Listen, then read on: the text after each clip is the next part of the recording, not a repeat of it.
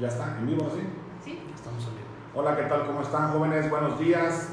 Pues aquí listos para dar comienzo a nuestra primera sesión de este curso de una semana sobre temas selectos de Derecho Procesal Civil. En principio, pues agradezco a todos los interesados que hayan estado escribiéndonos, que se han podido meter al grupo que abrimos de abogados amantes del derecho. Algunos estarán en el correo electrónico utilizándolo, que se abrió para tal fin, el grupo de WhatsApp que se llenó, pero bueno, tiene varios de los compañeros aquí presentes. Y algunas reflexiones sobre estos temas a ver hoy. Fíjense que he estado pensando que la mejor forma de poder aprender el derecho, pues a mí me ha funcionado, ha sido la experiencia compartida, principalmente con muchos colegas, a la par de los estudios profesionales que pueda tener uno, los cursos de actualización y demás. Pues no hay mejor maestro en la vida del abogado practicante que el colitigante, porque a fuerza de estar viendo las estrategias, las formas de actuar de uno y otro de los colegas, pues vamos aprendiendo sobre cómo plantean tal acción o tal excepción, cómo ofrecen pruebas, cómo argumentan, cómo debaten, interrogan, tachan testigos, etcétera, ¿verdad? Entonces, pues la idea es que este sea un curso relajado, de fácil acceso para todos los interesados. Entiendo que hay muchos jóvenes aquí incluidos, lo cual me da mucho gusto. Y para aquellos abogados, pues con un poco más de experiencia, les pediré un poco de paciencia, porque trataremos de llevar desde lo más básico de las figuras procesales a emplearse en la elaboración de un escrito inicial de demanda, hasta cuestiones pues de últimos criterios jurisprudenciales que se han ido emitiendo sobre los mismos. No quiero dejar de agradecer también a tres personas que me han ayudado mucho a este proyecto, ¿verdad? A la licenciada Vanessa Aguirre, al maestro Javier Arias y a Eduardo López Jaimes Figueroa. Gracias a los tres, porque sin ellos pues no sería posible esto. Pues la idea de comenzar 8:55 es para que nos rinda el tiempo con la apertura de la presentación, de los agradecimientos. Se les hizo llegar a sus correos electrónicos, se les hizo llegar el correo electrónico que se aperturó para tal fin, y al archivo del grupo aquí en Facebook, el caso práctico y la lectura sugerida. La lectura sugerida, lo puse en el correo electrónico, es del libro de Derecho Procesal Civil de mi querido maestro don Cipriano Gómez Lara, ya afinado hace algunos años, ¿verdad?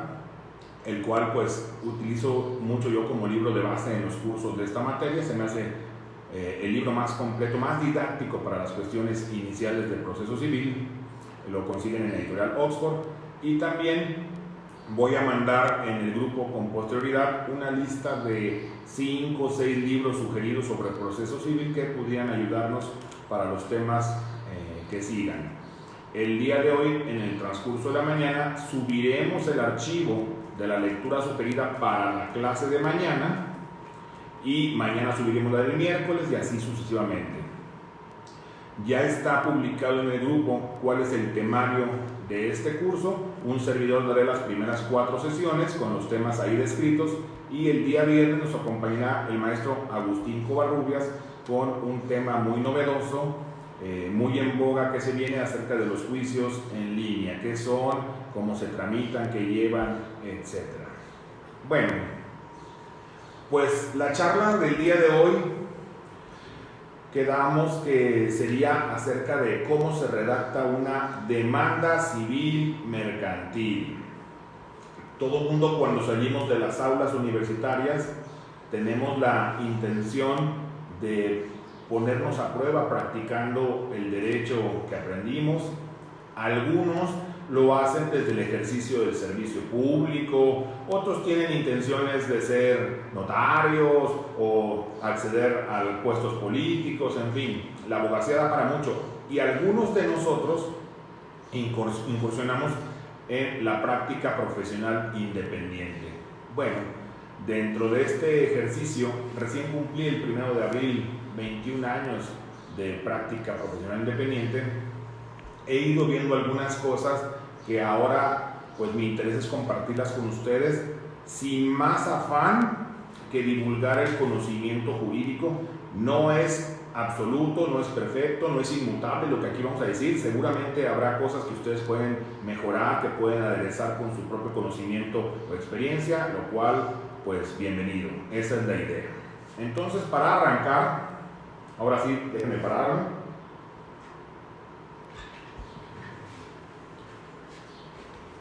Diremos que, ahí se ven, la demanda no es otra cosa más que el vehículo donde se transporta la pretensión de un sujeto procesal llamado la parte actora en un camino, en una carretera, que es el juicio. Para entender la cuestión de lo que es la demanda, diríamos que si esto es el juicio,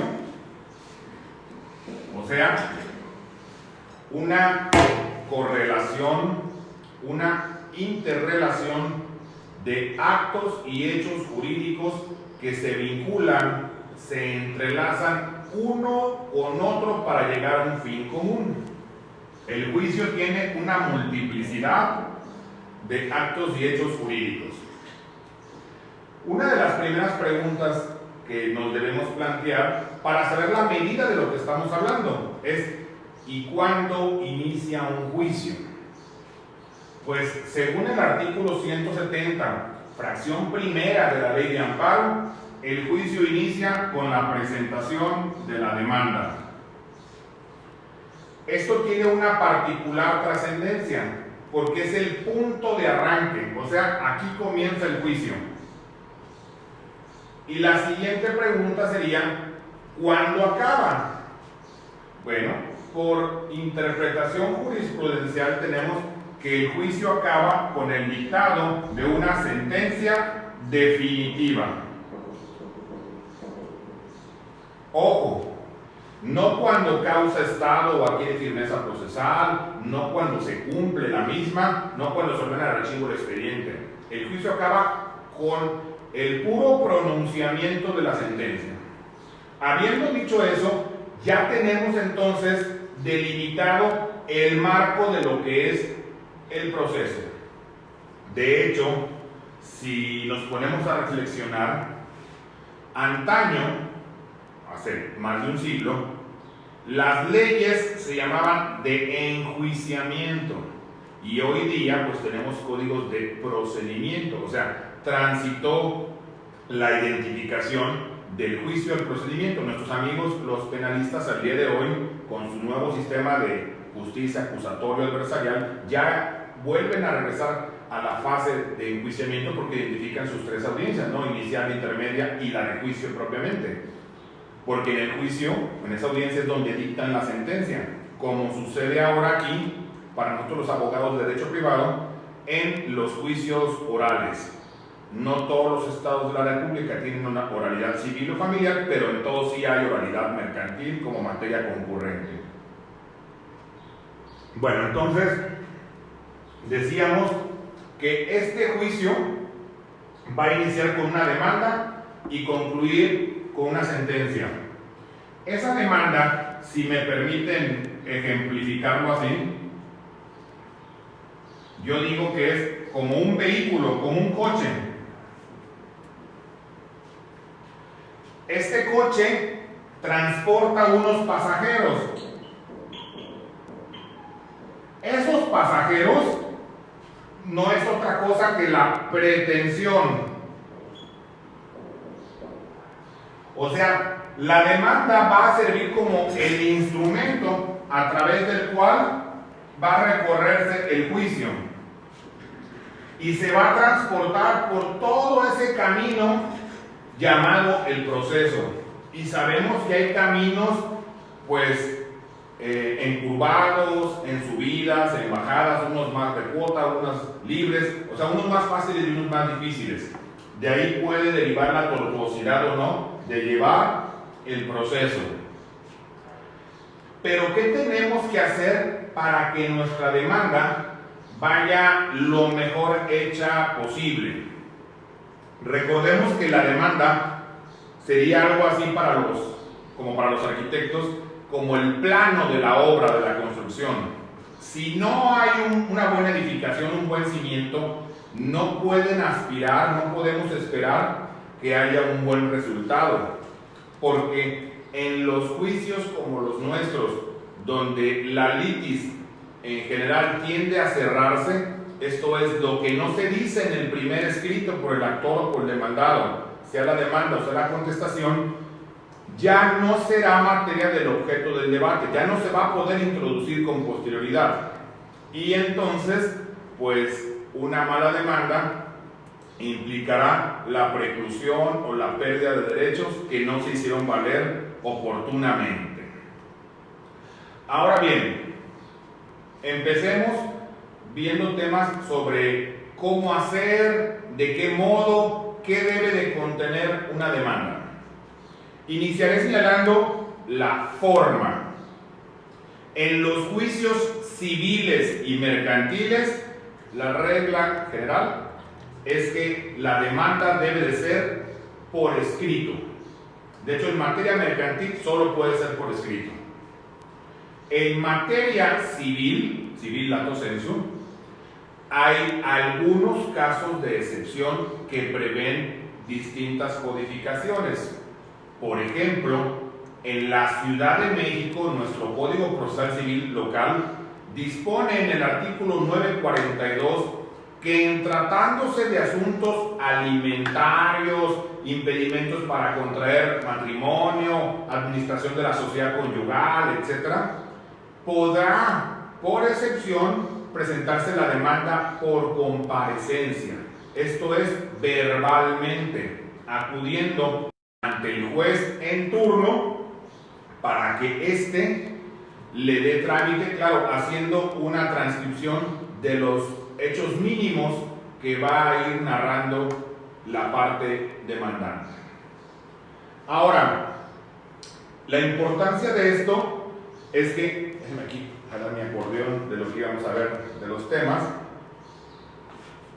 es que nosotros sepamos cuáles son los elementos que conforme a la ley debe de contener una demanda y cómo hacer valer mejor los mismos.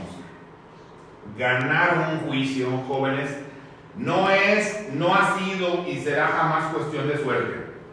Ganar un juicio tiene que ver con estrategia, con disciplina, con seguimiento, con otro tipo de habilidades, más allá de creer que porque tengo cierto conocimiento de la sustancia del derecho debatido, entonces lo voy a ganar.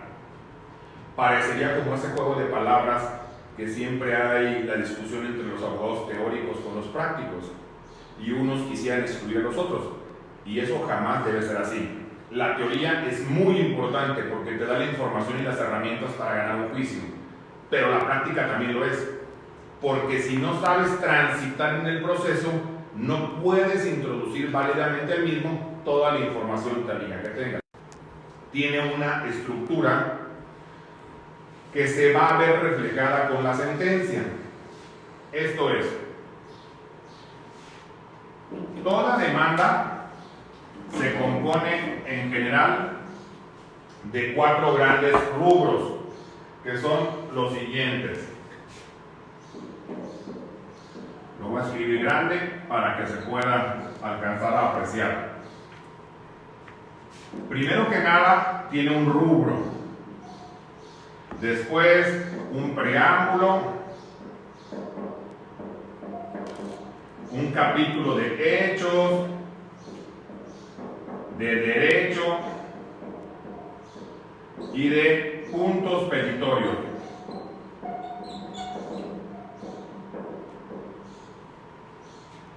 El rubro no es otra cosa más que el dato genérico de identificación de las partes.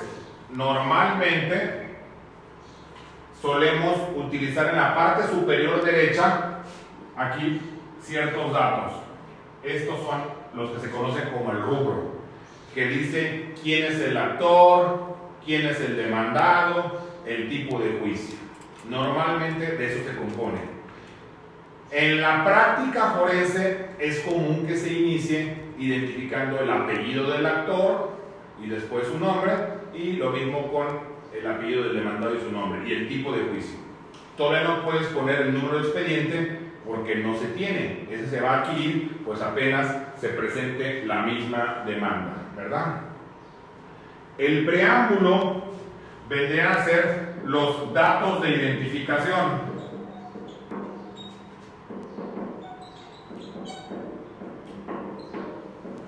Esos datos de identificación habría que valorar de nuevo por nosotros si es necesario vaciar o exponer todos los que tradicionalmente se utilizan en la jerga judicial. Y para esto yo diré que un grave daño que han hecho al gremio de abogados para la elaboración de demandas pues muy engorrosas, muy complejas, es la utilización de los llamados machotes. Afuera de todos los tribunales del país pues siempre hay puestecitos donde te venden libros o discos compactos, USBs, que te ofrecen, hasta por internet, ¿verdad?, que te ofrecen 1 y 1000 formularios.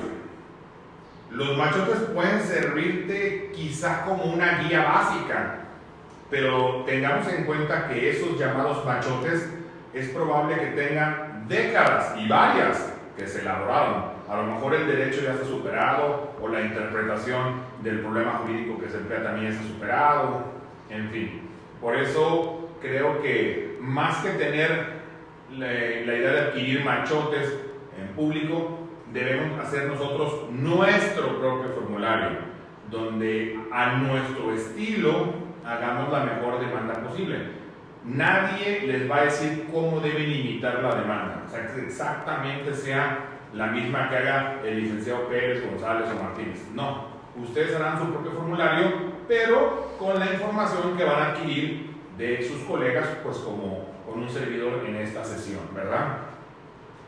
Entonces, en el preámbulo es común que se ponga el nombre del actor, que se ponga en su caso si hay abogados autorizados y para qué fines. Recuerden que si vamos a autorizar mandatarios judiciales, se necesita describir las facultades de los mismos.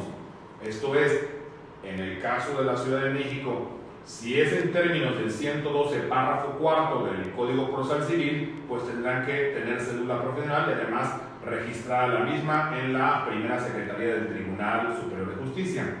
A nivel federal, basta que registren su cédula profesional en cualquiera de los cientos de tribunales federales que existen para que se entienda registrada en toda la Judicatura Federal conforme al acuerdo 2405 que emitió en su momento el Pleno del Consejo de la Judicatura Federal. En materia mercantil, la designación de abogados autorizados en términos amplios descansa en el artículo 1069, párrafo tercero del Código de Comercio. Si no se hace esa autorización expresa, pues se entenderá limitados únicamente para oír y recibir notificaciones, o sea, para consultar el expediente, para ser notificados, recibir copias, etc. Ahora, les decía que muchos abogados suelen poner datos que antaño se utilizaban, pero quizá ahora pues ya son innecesarios. A veces ponen su nacionalidad, su estado civil, si son solteros o casados. Pues eso en nada abona, en nada ayuda para efectos de la demanda, porque aunque fueran extranjeros, recordamos que dice el artículo primero funcional: en los Estados Unidos mexicanos todo individuo gozará de los derechos humanos contenidos en esta Constitución. Pues no importa si es ruso o si es venezolano, o sea, gozará de los derechos, entre ellos el de acceso a la justicia. El poner su estado civil, si es soltero o casado, pues en nada incide para la procedencia de la acción, y así sucesivamente. Si se va a actuar en juicio en representación de alguien más, o sea, a través de la figura de la representación, sea legal o voluntaria, que ahorita nos referiremos a ella, es importante que se describa a quién estás representando y cuál es el documento con el que justificas tu personería. Esto es, si vas a intervenir en juicio, no por cuenta propia, sino en nombre propio, pero por cuenta de alguien más, se ocupa decir Juan Manuel Becerril como endosatario, apoderado, mandatario, tutor, curador, interventor, síndico, liquidador, depositario o lo que sea, y dices dónde está tu nombramiento para que se tenga por conocido en base a que estás actuando. Entonces, preámbulo, datos de identificación. El domicilio normalmente se pone ahí para que se sepa si estás designando local en la plaza para oír y recibir notificaciones de índole personal. Sabemos que la consecuencia de no designar domicilio convencional es que todas las notificaciones, aún las de carácter personal, pues te surtirán efectos por publicación en lista de acuerdos. Otro de los rubros de toda demanda pues es el capítulo de los hechos. Hay casos muy sencillos que pueden tener 2 o 3 hechos nada más y otros que pueden estar sumamente complejos con decenas quizá de hechos que la ley te exige solo una forma de plantearlos, que dice que tiene que ser una narración sucinta, clara y precisa. Sucinta, entendámoslos en orden cronológico, porque ni modo que en el hecho 1 empieces hablando del 2014, después te vayas en el hecho 2 al 2017, después en el hecho 3 te regresa al 2011, se perdería el hilo, la secuencia. Claros los hechos, porque a veces creo que hay actores que quieren hacer hechos tan complejos, pero si no los entiende el abogado contrario, el politigante, tampoco los va a entender quizá el juez, el secretario, el magistrado, el que le toque el asunto. Entonces, mi sugerencia es que hagamos hechos cortos, no hechos de 3, 5 o 20 párrafos, porque corremos el riesgo de que si el demandado repele de forma genérica el hecho, pues es con todos los subhechos ahí narrados. Esto es, de nada importa que el hecho 3 de la demanda tenga 10 párrafos si el demandado dice niego el hecho.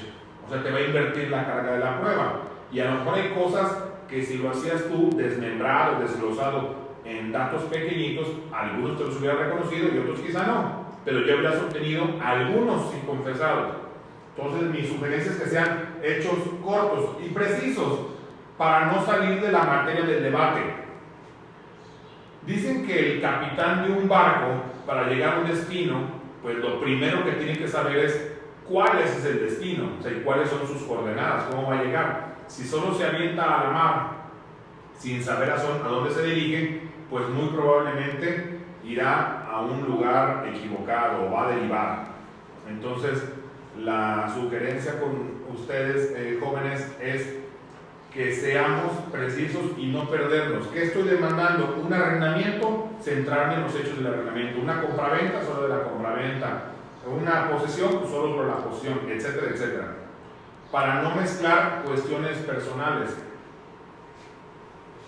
El capítulo del derecho. Bueno, el derecho son los fundamentos jurídicos. Los fundamentos jurídicos de la acción que estamos deduciendo, pero no solo esto, también puede ser que incluya jurisprudencia y también podría ser que se ponga doctrina. ¿Para qué?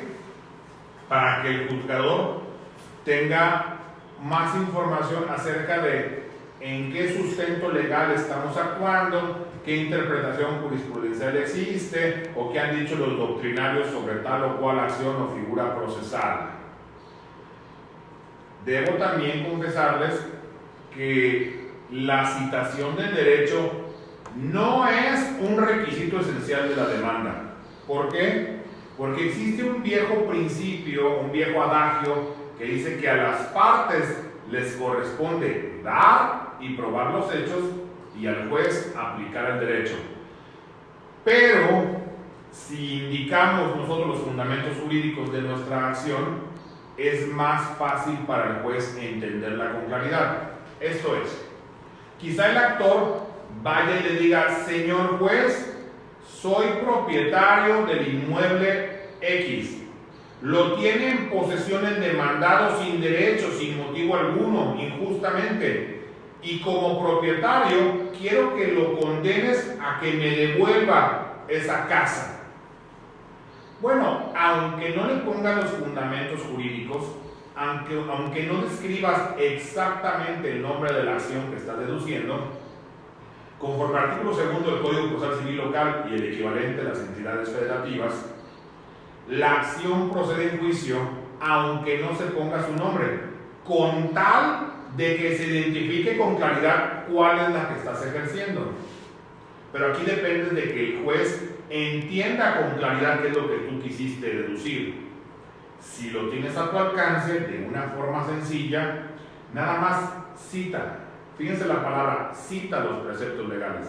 Porque también muchos colegas abogados de repente se tiene la costumbre de citar y transcribir todos los artículos de la ley orgánica, del Código Procesal Civil, del Código Civil o de Comercio, etc. Pues yo creo que la transcripción sale sobrando por una razón sencilla. Demos por sentado que los jueces tienen código. O sea, supongamos que ellos también tienen la ley. Entonces, como para qué transcribirle lo que ellos, haciendo una mala relación de los números, pues podrían irse directamente, ¿verdad? Y por último, los puntos petitorios, que es el resumen de lo pedido.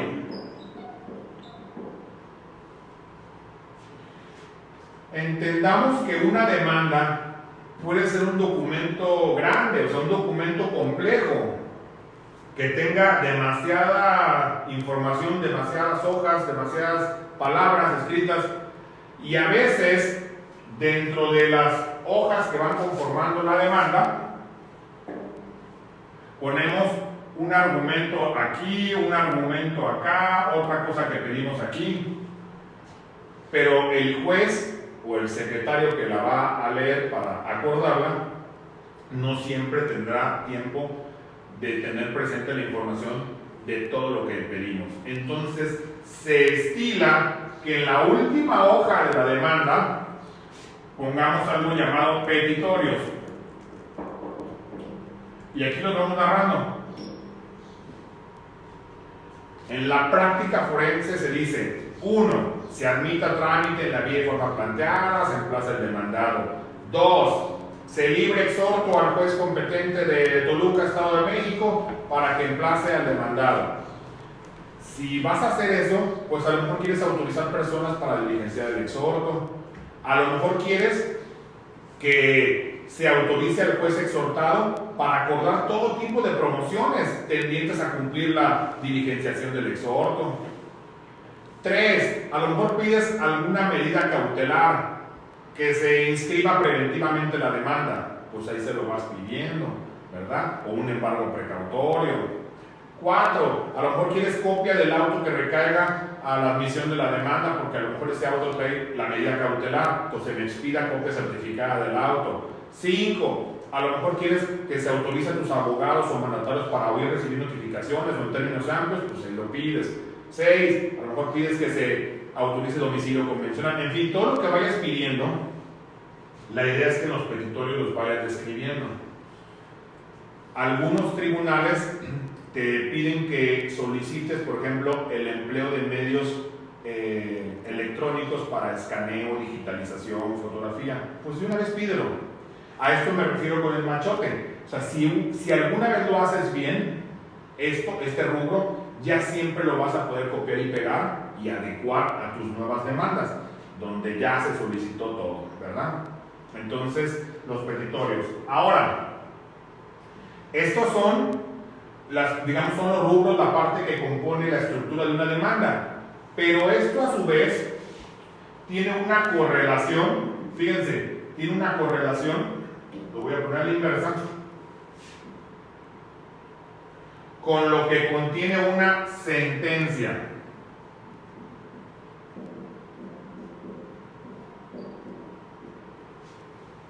Como si fuera el reflejo en el espejo. ¿Qué contiene una sentencia? Número 1, los antecedentes.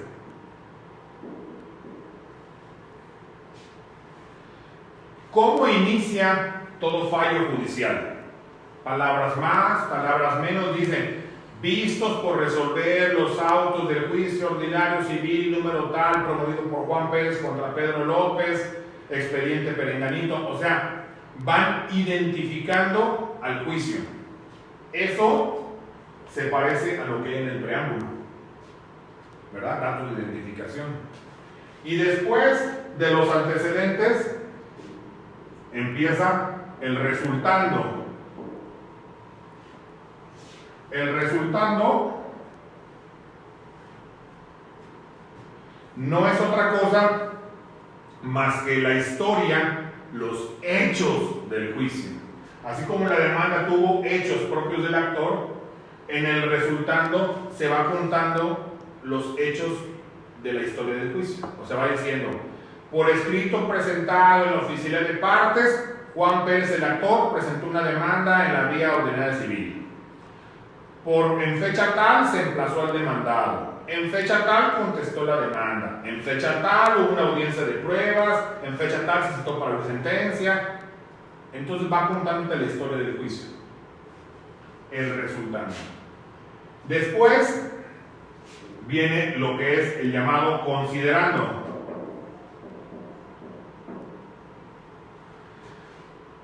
El considerando para la sentencia, o sea, para el juzgador, es el equivalente a la citación del fundamento jurídico de la resolución.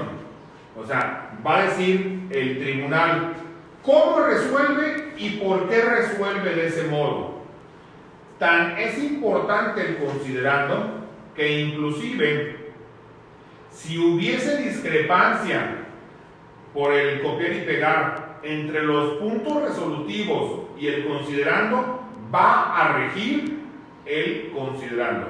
A lo mejor en los resolutivos dice se condena a pagar 100 pesos y quizá en el considerando dice se condena a pagar 1000 pesos. ¿Qué regirá si hay discrepancia entre uno y otro? El considerando, ¿verdad? Por cierto, para que no se me olvide, recuerden hacernos llegar sus dudas, sus comentarios a través del chat que puede hacerse aquí en Facebook, para que mis compañeros Eduardo y Vanessa, que están aquí ayudándome, pues puedan hacer la selección de las preguntas más reiterativas y las podamos ahí hacer e intentar responder en conjunto, ¿verdad? Y después de considerando, entonces vendrán ahora sí los resolutivos. Los resolutivos es el resumen del fallo, así como los petitorios son el resumen de lo que se solicitó en la demanda. Los resolutivos va el juez describiendo someramente en qué concluyó el fallo. ¿Ha sido procedente o improcedente la vía ordinaria mercantil? ¿El actor acreditó los hechos de su acción y el reo no ha sido de sus excepciones? ¿Se condena al demandado a pagar tal o cual monto? Etcétera, etcétera. Si la notificación es personal o por lista de acuerdo, o sea, un resumen del fallo. Como veremos, existe entonces esa correlación entre lo que es la demanda y lo que es la sentencia. Por eso es que tradicionalmente se tiene la costumbre, porque la ley no indica que debe tener este formato. Esto ha sido la práctica forense la que nos ha llevado a que se haga de ese modo. Ahora, vamos a intentar resolver el problema que les fue enviado junto con la lectura sugerida para ver cómo lo haría un servidor, que insisto, por favor, disculpen que se los reitere tanto, no crean que es ni una respuesta perfecta, ni modificable, ni nada de eso. es simplemente la versión de un colega igual que ustedes, que comparto lo que yo creo que debería ser de ese caso ficticio, o sea, inventado. Vamos a ver, ¿lo tienen por ahí impreso? No. Sí. Sí, lo tengo impreso. El problema era un contrato de compra-venta celebrado entre una persona física con otro sujeto que era el comprador, ¿verdad? Y ese contrato de compra-venta versaba sobre un inmueble. Sin reserva de dominio. Sin reserva de dominio. Pero tenía algunas rarezas, digamos, del asunto. Y son ahí sobre las que vamos a hablar. ¿Me prestas el cuestionario para irlo viendo aquí? Pruebas se va a ver en otra clase, ¿verdad? Pruebas. Sí. Aquí están las. Ahora sí vas. La primera, el análisis del caso práctico dice, su cliente, o sea, nuestro cliente es el señor Eduardo Pérez López y nos acude a visitar a nosotros como sus abogados, pues desea completar la operación de compraventa antes indicada. O sea, nuestro cliente es el vendedor. El vendedor ya recibió un dinero, recibió 3 millones de pesos y él no quiere que se eche abajo la operación y no quiere por una razón sencilla, porque quiere cobrar los 2 millones que le deben y no quiere devolver lo que ya recibió. Entonces quiere recibir el pago y pide que le ayudemos a obtener esos 2 millones de pesos que le deben, además de la pena convencional y demás accesorios que cupieran en su caso. Nos entrega el contrato ya firmado, ¿verdad? Supongamos, para efectos del ejemplo, de que sí corresponden las firmas y que está todo en orden en el contrato. Y ese contrato se celebró de forma privada, esto es, sin una ratificación de contenido y firma ante un fedatario. Las preguntas a resolverse son las siguientes. ¿Puede demandar de inmediato a nuestro cliente, el señor Eduardo Pérez, el cumplimiento del contrato y pago del adeudo u ocupa realizar algo extra? Ese es el punto de arranque.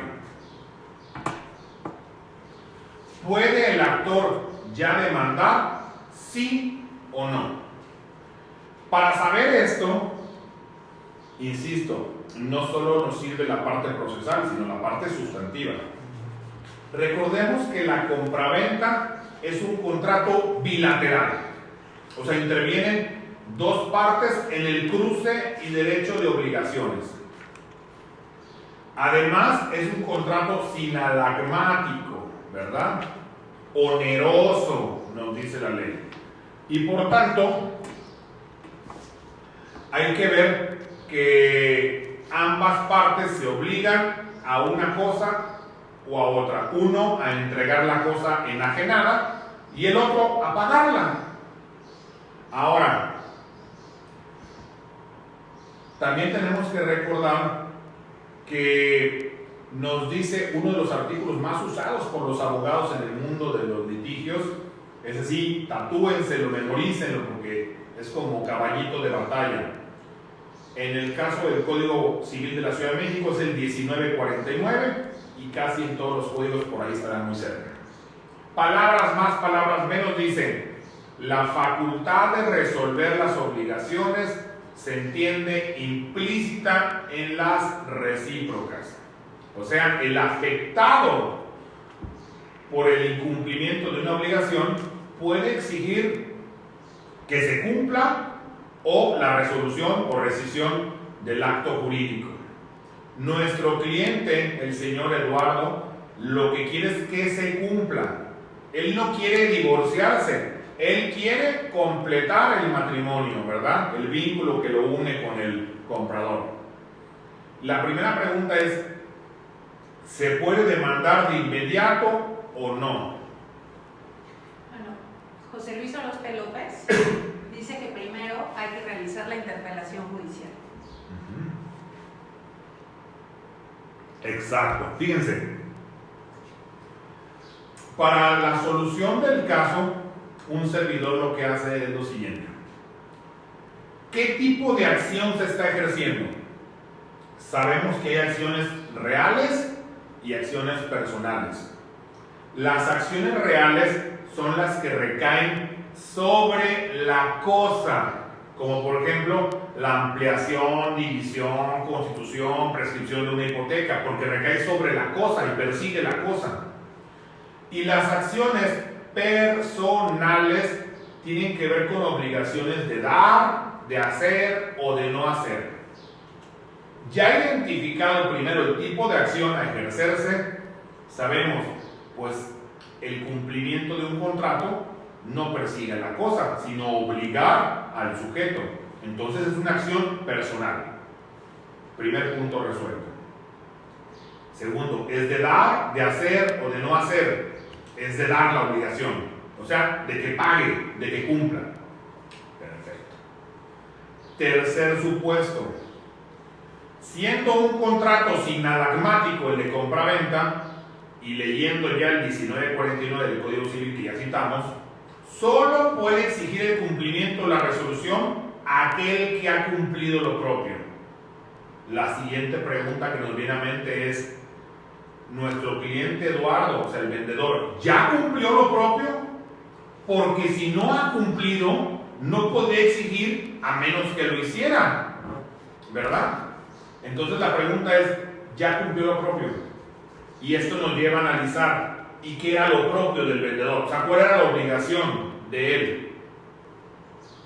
Entregar la cosa y firmar el título, ¿verdad? Y aquí entonces analizaremos el tema de las obligaciones sucesivas y simultáneas en su cumplimiento. Lo normal en un contrato de compraventa, o sea, lo común y corriente, es que las obligaciones sean de cumplimiento simultáneo, instantáneo. Tú vas a la tienda de la esquina y compras un refresco, y para que te lo lleves de la tienda en la bolsa necesitas pagarlo en el momento. O sea, estás haciendo una compraventa, pero no es de que me lo llevo y apúntamelo como en la fondita y lo pago la quincena que viene. No sales con el producto sin haberlo pagado, porque es un cumplimiento simultáneo. Pero en el ejemplo dado se dice que la escrituración y la entrega del predio sería hasta los 30 días posteriores al último pago. O sea, el vendedor no estaba obligado a entregar ni el terreno ni escriturar, porque esa obligación solo surgiría en el mundo si solo si pasaba algo, que sería que el comprador le pagara los 2 millones de pesos que le faltaban. Entonces es un cumplimiento sucesivo. Por ese lado sí pudiera demandar, porque no está obligado a cumplir su parte algo el vendedor. Pero ya habiendo dicho que es una obligación de dar, derivada de una acción personal, ahora retomemos entonces el análisis. Por eso insisto que la teoría, el estudiar sí ayuda mucho para saber cómo resolver los problemas. El análisis de cuáles son los elementos de la acción personal, de cualquier acción personal. Y los elementos son 3.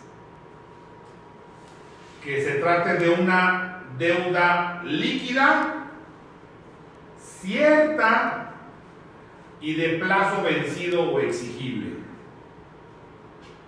Los primeros 2 rubros pues están fácilmente identificables. Es una deuda líquida porque está traducida en una cantidad específica. En este caso, 2 millones de pesos, más los accesorios, ¿verdad? Es una deuda cierta, claro, porque deriva su existencia del acto jurídico que vincula a las partes. No hay duda sobre su certeza.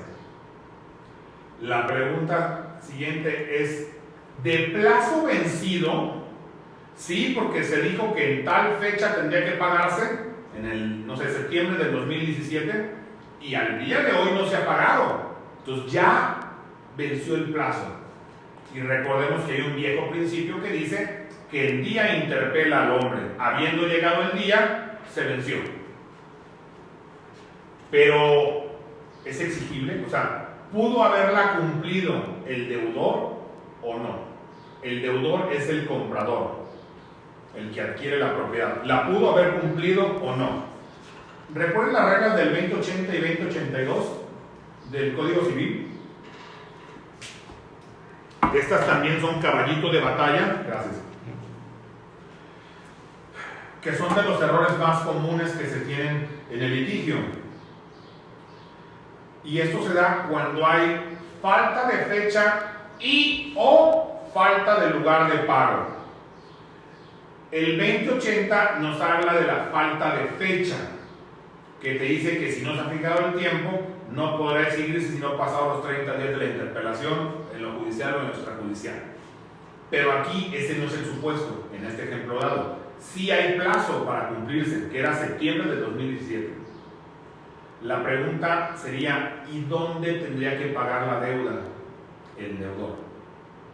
Y señala el 2082 del Código Civil. Por regla general, el pago debe hacerse en el domicilio del deudor, salvo que las partes convenien otra cosa o que lo contrario se desprende de las circunstancias de la naturaleza de la obligación o de la ley.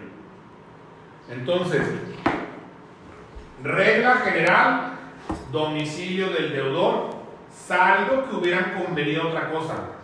Pregunta, en el contrato base de la acción, el que se les adjuntó en el problema planteado, ¿se pactó un lugar distinto de pago? Como hubiera sido la cláusula que dijera, y el pago deberá hacerse en la cuenta bancaria, banco, clave, número, etcétera, nombre del perenganito. Pues no se pactó. Entonces no hay un lugar de pago específico. Y como no hay un lugar de pago específico, entonces rige la regla del domicilio del deudor. E insistimos, ¿quién es el deudor? El demandado. Pero recordemos que los elementos de la acción a ejercerse en todo juicio, no solamente en este, deben de estar configurados, constituidos antes, previo a la presentación de la demanda. O sea, no se vale que presentes la demanda y en el trayecto del juicio constituya los elementos de tu acción. No. Tú tenías que tenerlos ya fabricados antes de poner en movimiento la maquinaria judicial. Si tu cliente quiere demandar de inmediato, como dice por aquí algunos compañeros, José Luis y alguien más están enseñándome en el chat, se ocupa hacer algo, que es poner en mora al deudor, o sea, hacerle exigible la obligación. ¿Y cómo se hace? A través de una interpelación, de un requerimiento que se puede realizar judicialmente, o sea, por conducto de un juez, vía las llamadas diligencias de jurisdicción voluntaria o procedimientos no contenciosos, según cada codificación le llame, y también puede hacerse por fedatario público, sea notario para materia civil mercantil o corredor público para la materia comercial exclusivamente, ¿verdad? E inclusive puede hacerse entre dos testigos, del cual ni lo menciono porque nunca recomiendo eso, dado la dificultad probatoria que luego va a presentar.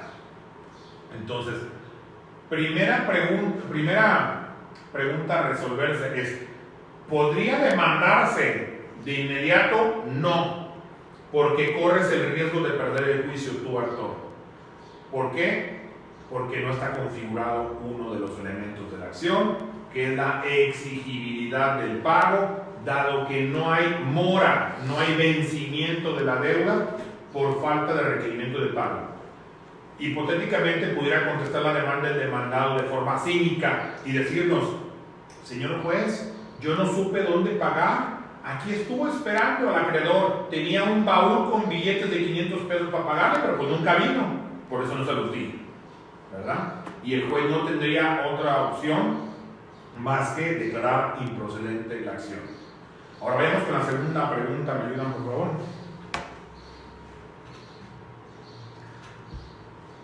¿Ocupa entregar el predio vendido el señor Miguel Eduardo Pérez López al comprador al momento de la demanda o antes de ella? Ok.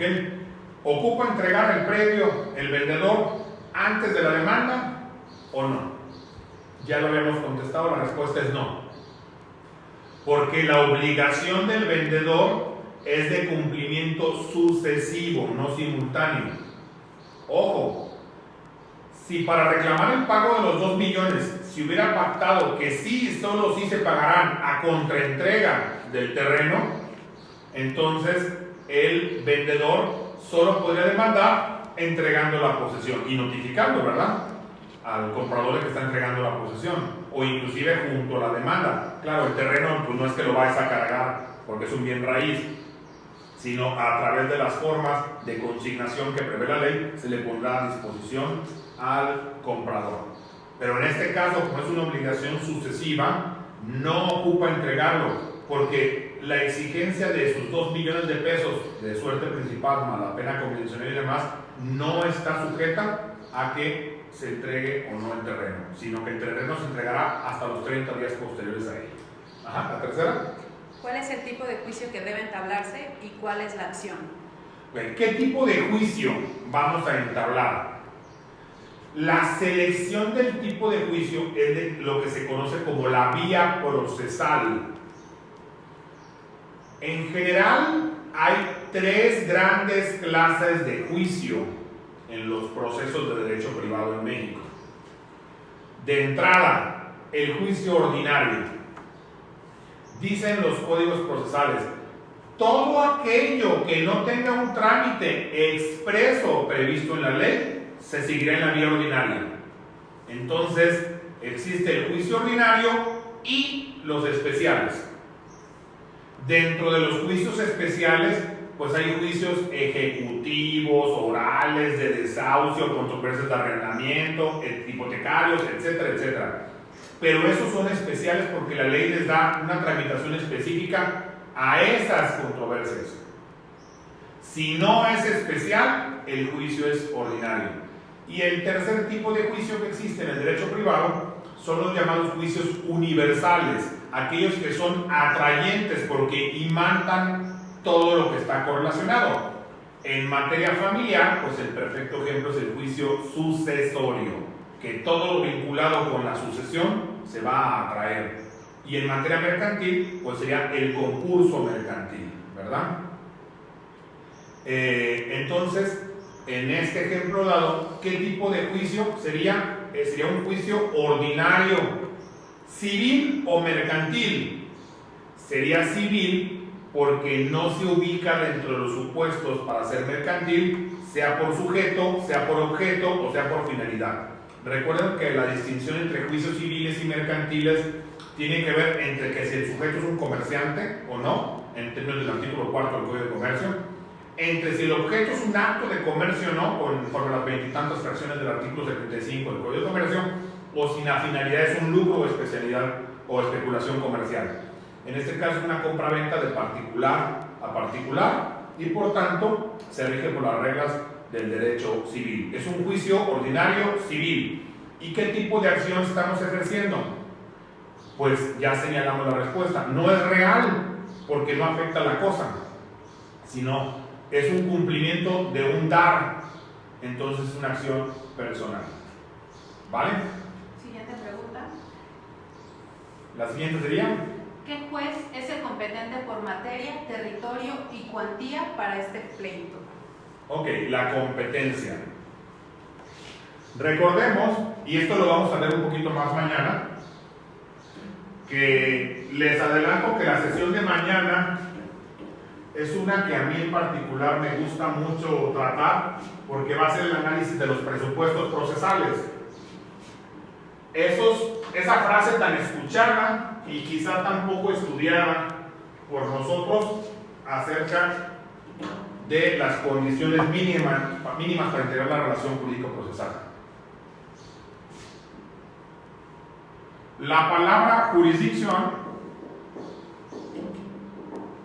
el famoso juris dicte que nos enseñaron en la licenciatura, no es otra cosa más que la facultad de un juez, de un tribunal, de conocer, tramitar, resolver y ejecutar lo decidido en una controversia. Todos los jueces de una plaza, ¿verdad?, tendrían jurisdicción en la misma, pero hay una porción una medida de la jurisdicción que se le llama la competencia. Mañana vamos a ver a detalle el tipo de competencia, es objetiva o si es subjetiva. Pero adelantándome un poquito diríamos, aquí tenemos el problema, un inmueble ubicado en el estado de Hidalgo, un comprador que vive en Tijuana, en Baja California, un vendedor que vive en Morelia, y las partes se someten a la jurisdicción de los tribunales de la Ciudad de México. O sea, una multiplicidad de entidades federativas. La competencia por razón de territorio, veremos que como regla general sí es prorrogable. Repito, la competencia por razón de territorio, o sea, ¿qué juez por circunscripción territorial va a conocer del asunto? Sí es prorrogable. Entonces, ahora nos preguntamos, ¿las partes prorrogaron o no prorrogaron la jurisdicción? Sí, porque hay una cláusula expresa, que es la última, que dice, las partes se someten a los tribunales de la Ciudad de México. Entonces, ese es el juez competente, el de la Ciudad de México, sin importar si el inmueble se encuentra en Hidalgo y uno vive en Baja California y uno en Michoacán. No importa, las partes se sometieron. Sin embargo, no omito mencionarles que hay algunos casos recientemente resueltos por la Suprema Corte en jurisprudencia, especialmente de las para instituciones comerciales dominantes, como por ejemplo las instituciones bancarias, las telefónicas, las hipotecarias, donde ha dicho esta jurisprudencia de la primera sala de la Corte que solo se puede prorrogar la competencia por razón de territorio, sea en el domicilio del actor, en el domicilio del demandado o en el domicilio del lugar de la cosa.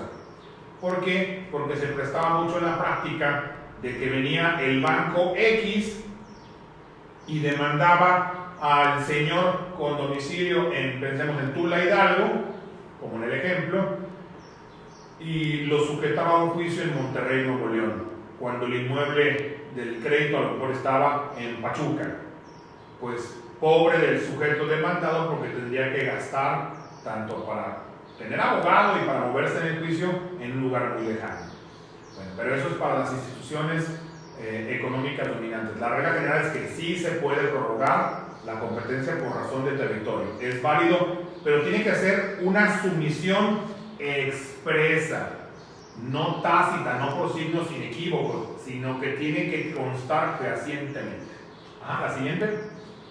La exhibición junto al escrito inicial del contrato de compraventa por el actor vendedor ¿es un requisito de procedibilidad de la demanda o un elemento de la acción? Bueno, a ver, los requisitos de procedibilidad de la demanda son aquellos únicos, por cierto, que sí pueden ser estudiados o deben de ser estudiados a priori por el juez antes de darle admisión. ¿Y cuáles son esos requisitos de procedibilidad? Suelo decir un poquito en broma en clase, ¿qué se necesita para un juicio sucesorio? Pues un muertito. Y para un juicio de divorcio, pues un matrimonio. Y para un juicio ejecutivo, pues un título de valor, y así sucesivamente. La pregunta es, ¿para el juicio ordinario se requiere iniciarlo con un contrato escrito o no? La respuesta en este caso es no, porque ese es un requisito más bien de prueba de un elemento de la acción. El juez dará la oportunidad a las partes de que aleguen y prueben lo que a su derecho convinieran, pero no puede decir, so pena de no darle cabida, que no se exhibió el contrato de compra-venta. Es un requisito no de procedibilidad, sino una condición de la acción que tiene que justificarse. ¿Sí? En la pregunta anterior faltó aclarar, además del tema del territorio, ante qué juez se presentaría en la competencia por materia y cuantía. En la pregunta anterior me están diciendo, sí, cierto, me faltó aclarar la competencia por razón de la cuantía. Los juicios ordinarios son de cualquier cuantía. O sea, no importa el monto. Hay veces que la cuantía depende del tipo de juicio. Por ejemplo, en el juicio ejecutivo mercantil, al día de hoy, hasta 4 millones de pesos será la vía oral de suerte principal. Y arriba de 4 millones de pesos será en la vía ejecutiva tradicional, llamémosla así. Pero en este caso, en el juicio ordinario civil, tanto en la Ciudad de México como en todo el país, es cuantía abierta. Sería un juez de primera instancia. ¿Y la materia? Y en este caso sería en materia civil, si es que estuvieran especializados. Algunos lugares de la República tienen jueces mixtos, pero si están especializados en materia civil. ¿Quieres que veamos dudas o siguiente pregunta? Siguiente pregunta y entonces saludos. ¿Cuáles son los hechos pertinentes que debe narrar el actor en su demanda? Ok. ¿Qué nos importa que vaya narrando el actor en la demanda? Decíamos, ¿cómo deben ser los hechos? De forma sucinta o cronológica, claros y precisos. Si yo estuviese en la posición del abogado del actor, pues para mí los hechos son: celebré un contrato de compraventa, me lo firmó, el objeto del contrato era el inmueble perenganito, me dio un anticipo de tal monto, quedó a deberme tal cantidad para tal fecha, ya pasó la fecha y no me la ha pagado. Después de que pasó la fecha, lo interpelé, lo requerí de pago en su domicilio, sea las diligencias de jurisdicción voluntaria, o sea, a través de fedatario público, y no me pagó. Pactamos una pena convencional de tal monto o porcentaje, y esto te vengo a reclamar. Punto. Serían hechos cortos, porque tú lo que tienes que demostrar como actor es que existe el negocio jurídico, que hay una obligación pendiente de cubrirse por el comprador ahora demandado, que tú cumpliste o tú has cumplido las obligaciones a tu cargo. Recuerden, solo puede exigir el cumplimiento de la resolución aquel que ha cumplido lo propio, o sea, en la facultad de resolver las recíprocas. Esos serían los hechos. Siguiente. ¿Sí? 7. ¿Qué pruebas serían ofrecidas por usted en el caso del actor, sea junto a la demanda inicial o en oportunidad posterior, según lo prevé la ley adjetiva civil estatal que le corresponda? Recuerden que en algunos códigos procesales las pruebas se ofrecen en el primer escrito, todas. Algunos otros códigos procesales civiles, como en la Ciudad de México, las pruebas se ofrecen en un escrito posterior, salvo la prueba documental, que siempre se va a exhibir en el primer escrito, o sea, la demanda o la contestación, con la excepción de las que fueron supervenientes, desde luego, y el anuncio de los testigos. Para mí, ese es un típico problema donde pues solo hay dos pruebas. Uno, pues la documental, o sea, el contrato base de la acción. Y a lo más, dos, sería otro documento. Dos, la interpelación, sea que le haya hecho jurisdicción voluntaria o confederatario. Y tres, si acaso, pues mandar a traer a absolver posiciones en una confesional al demandado. Serían las únicas tres. Yo, el miércoles me tocará ese tema sobre las pruebas, el miércoles o el jueves, me toca el de las pruebas en el juicio civil mercantil, y siempre digo que hay que centrar lo que es el objeto de la prueba, porque de repente divagamos y nos metemos a muchas cuestiones extras a las necesarias. La siguiente pregunta. 8. Si el demandado comprador tiene su domicilio real en la ciudad de Toluca, Estado de México, debe emplazársele ahí o en la dirección dada en el contrato de compraventa. Fíjate que está muy interesante esta pregunta, porque eso nos lleva a identificar cuál es el domicilio de las personas. Todos los códigos civiles nos dicen la siguiente regla: domicilio es el lugar donde reside habitualmente una persona. Pero esto a su vez tiene una interpretación. ¿Qué significa que resida habitualmente? O sea, donde pase la mayor cantidad del tiempo. Imagínense un agente de ventas, un funcionario público, cualquier persona, como sucede por miles en el país, que a lo mejor de lunes a jueves vive en la Ciudad de México y de viernes a domingo vive aquí en Querétaro, que Cuernavaca, algún lugar cercano. Y dirán, ¿tiene 2 domicilios? Pues sí, pero para efectos legales donde se le desplazaría es donde habitualmente se reside, o sea, pasa más tiempo pues en la Ciudad de México. No es como que si tiene casa chica o casa grande, no. Es donde pasa la mayor cantidad del tiempo y ahí tendría que hacer. Pero aquí contractualmente, y recuerden la máxima de los contratos, pacta sunt servanda, lo pactado obliga. Se fijó un domicilio para efectos del contrato y las notificaciones a recibirse en tal dirección, en principio tendría que notificarse ahí y sería válido, porque el mismo comprador, hoy sujeto demandado, consintió que se le notificara.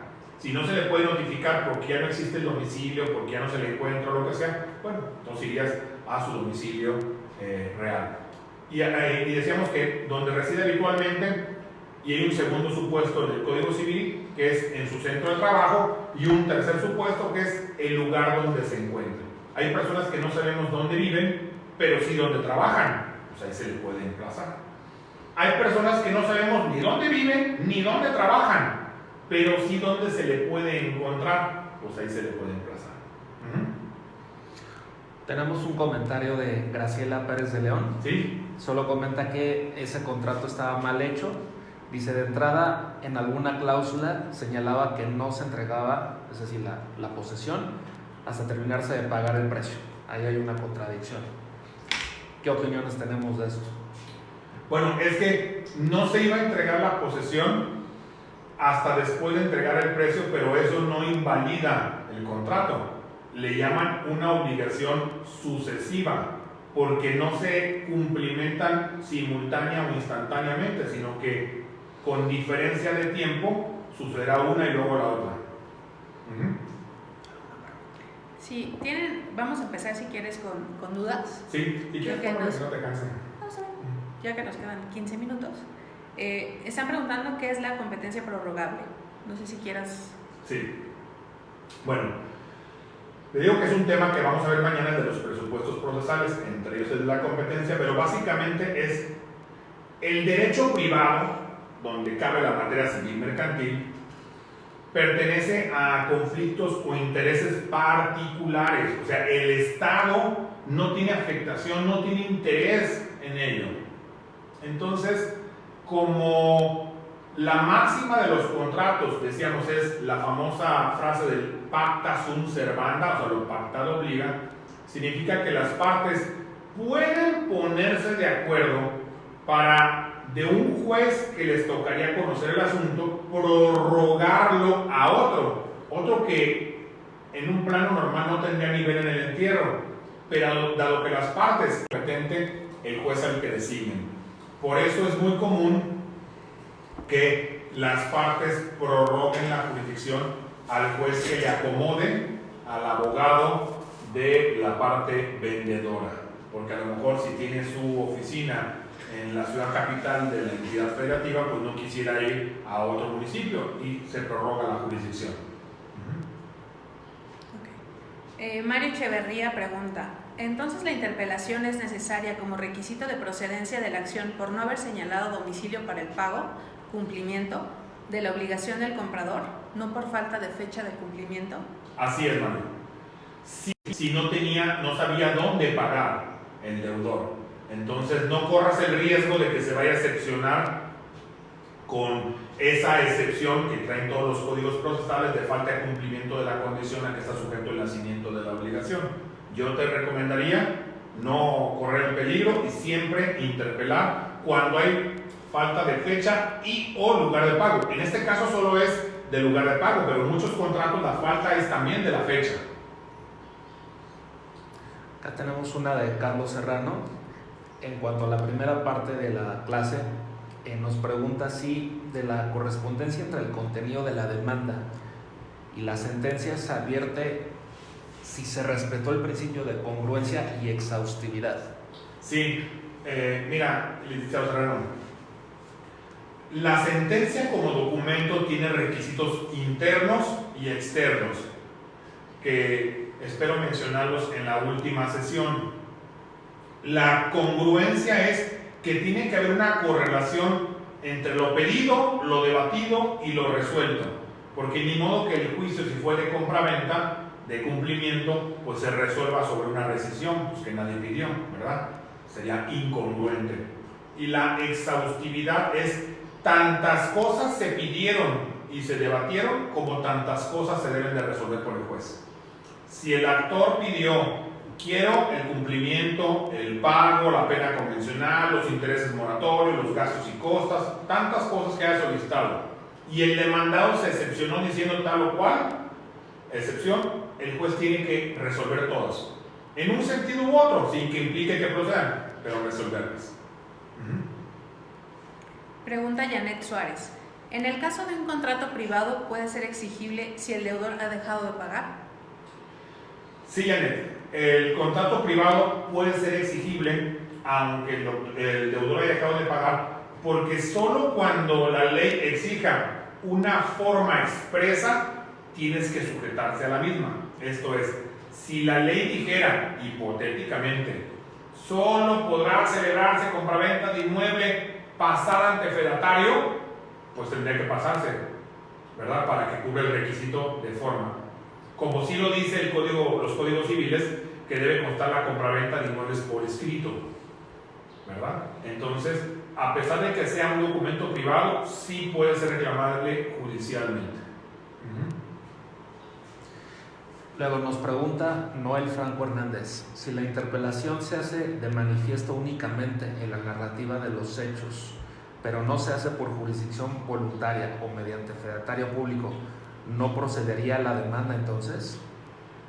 Bueno, si la interpelación no se hace, sino que solo se narran los hechos, recuerden la regla de que el que afirma está obligado a probar. El actor los hechos constitutivos de su acción y el reo los de su excepción.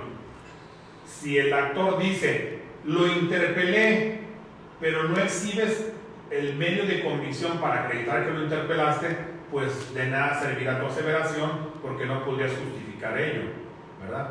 Entonces debe de narrarse y también acreditarse. ¿Cómo? Como la interpelación tiene que ser por escrito, sea judicial o extrajudicial, pues con el documento que lo ampare.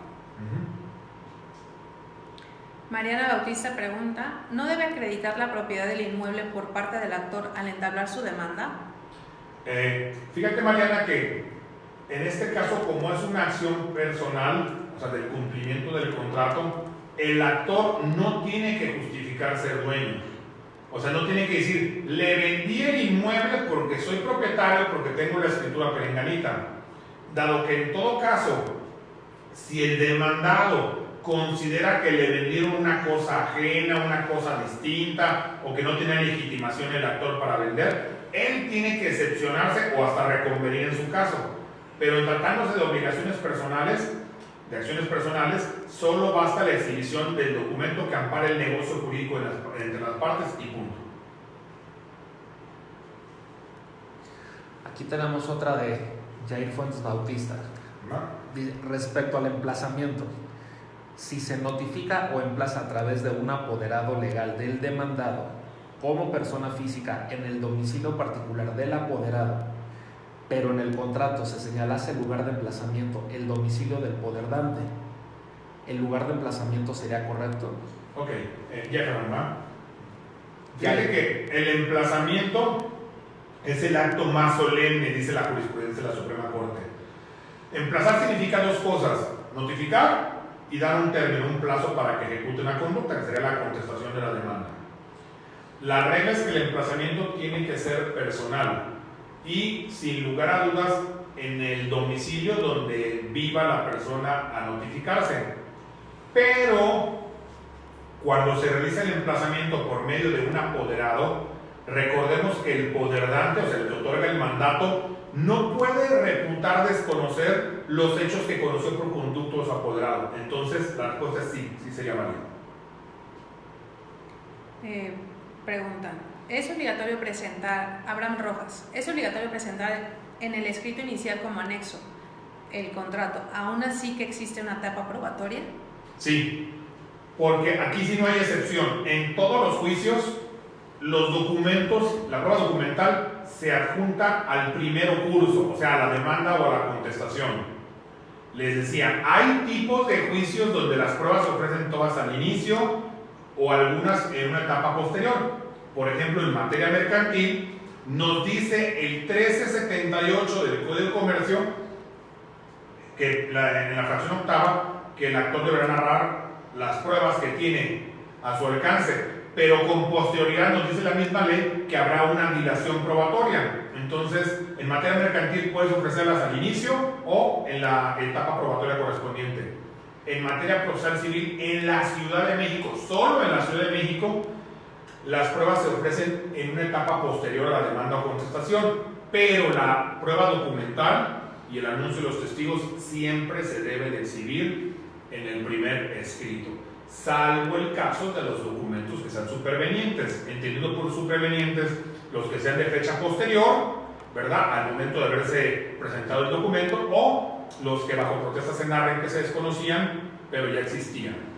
Y recordemos también que en materia mercantil, esto es muy importante porque es un error en el que a veces todavía se cae por nosotros los abogados, que es conforme a la fracción quinta del 1061 del Código de Comercio, el actor debe de exhibir, si es persona física, su RFC y o clave única de registro de población y copia de identificación oficial.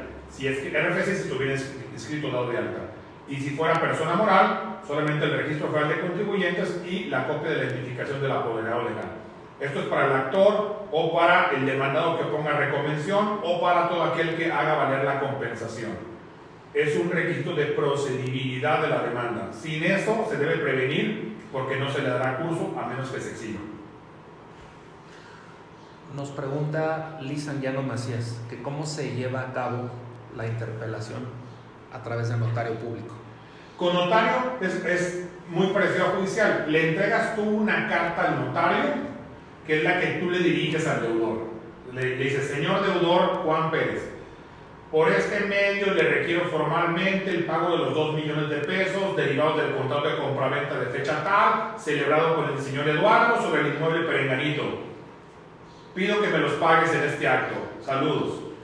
Se lo das al notario y el notario o corredor público, si fuera en materia mercantil, notario en materia civil mercantil, que tiene fe pública, se constituye en el domicilio del deudor, le toca el timbre y le hace entrega de la carta. Y le dice, señor deudor, aquí de parte del señor Eduardo le traigo esta carta donde le está requiriendo el pago. Si firma o no firma, pues no importa porque tiene fe pública, nada más hace constar que se constituyó, la media afiliación, con qué persona es, etc. Y ya con eso queda perfeccionado el requerimiento. Bueno, creo que estamos como en el límite de la hora. 10:15. Pues no me queda más, jóvenes, que agradecer a todos ustedes su interés en participar en este tipo de charlas académicas cuya única finalidad, insisto, no es ni una sesión solemne, ni clase magistral, y mucho menos, es compartir algunos conocimientos entre colegas. Habrá cosas que les sirvan, habrá cosas que no les gusten, está bien, se vale pensar diferente. Esperemos que toda esta semana nos pueda servir en estas vacaciones obligatorias o forzadas para seguirnos capacitando. Recordemos que, les decía al inicio, ganar un juicio no es cuestión de suerte, tiene que ver con la preparación. Se dice en el mundo del deporte que los partidos de los equipos deportivos se ganan en los entrenamientos, no se ganan el día del juego. Pues para nosotros los abogados también. Los litigios se ganan en la capacitación, en la educación continua, porque solo así podremos estar con información más de vanguardia, más actualizada y pues intentar resolver nuestros problemas. Nos vamos a ver entonces toda la semana a las 8:55 de la mañana. Recuerden tener sus códigos al alcance. Hoy subiremos los archivos del resto de lecturas para el día de mañana. Y pues gracias por su paciencia, por estar aquí presentes con nosotros y esperamos tener una semana productiva. Hasta pronto.